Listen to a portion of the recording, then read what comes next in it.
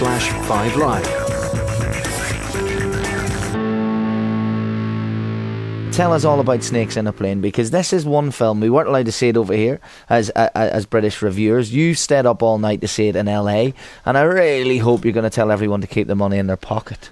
Well, I think, listen, we have a clip of it, so I think now would be the time to play it. Now, I haven't heard the clip that you're about to play down there in England, but here's the thing, right? The film's called Snakes on a Plane. The plot is there's a plane with some snakes. So that's it? Well, basically, the setup is the guy has got to, he has to serve as a witness against some terrible, evil mob boss. He has to get on a plane to go and serve it. Well, whilst he's on the plane, a whole bunch of deadly snakes are let out onto the plane, and there we have snakes on the plane. So, a couple of things to say about it. The first thing is that all the internet stories were that Sam Jackson saw the title, Snakes on a Plane, said, I will do that. And at some point, somebody wanted to change the title, and he said, no.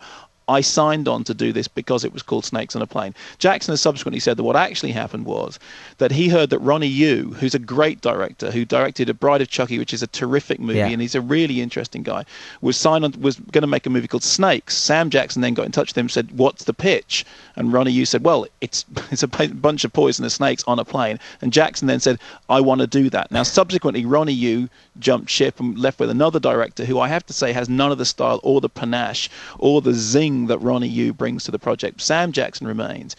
There was a big internet buzz about the movie because the pitch seemed to be so obviously, a hit potential. And as a result of the internet buzz, the company, having made the film, went back and did several days of reshoots in order to up it from a PG-13 movie to an R-rated movie. So the movie now contains a number of scenes that people already know about through the trailers, through the internet. The most famous of which is Sam Jackson saying, I'm fed up of these melon farming snakes on this melon farming plane.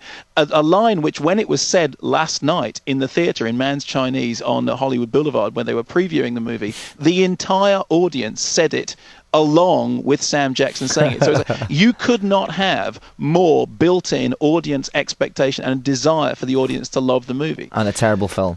It's not terrible. The problem with it is it's just not much good. I mean, for a number of problems. Firstly, the director really doesn't have the chops. He doesn't have any of the style that Ronnie Yu would have brought to the project. He doesn't have enough wit to carry it off.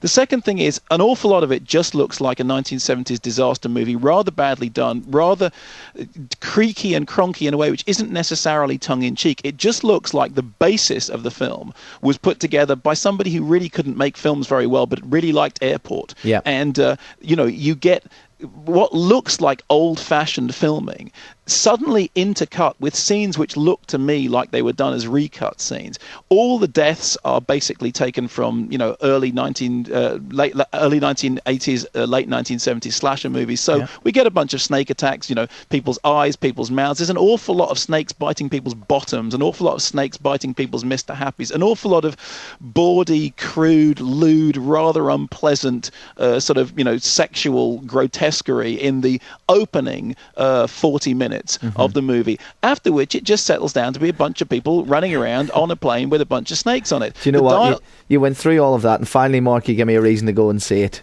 Which is the first 40 minutes of sexual gratuity. It's about the only thing that's going to offer But here's me the thing: you don't get 40 minutes of that. What you get is, in the first 40 minutes, you get a bunch of deaths that look like they're from a slasher movie. You get a movie that looks like it's basically somewhere between Airport and Airplane. You get Sam Jackson resorting quite incoherently to the use of the melon farming profanity in a way which really looks like the studio went back and recut it. Now, here's the greatest criticism of the movie for me.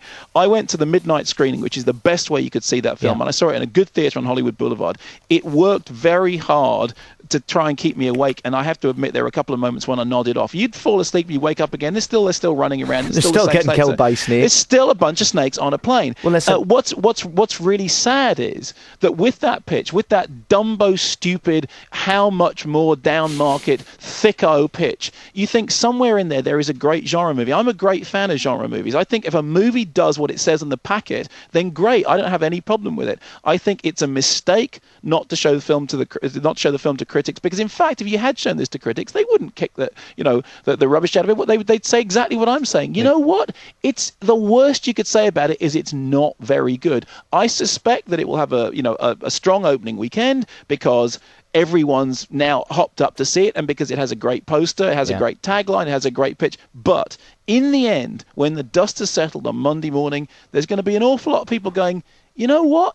It was a bit rubbish, really, wasn't it? And it is. It's a bit rubbish. But it's not terrible. It's just a bit rubbish.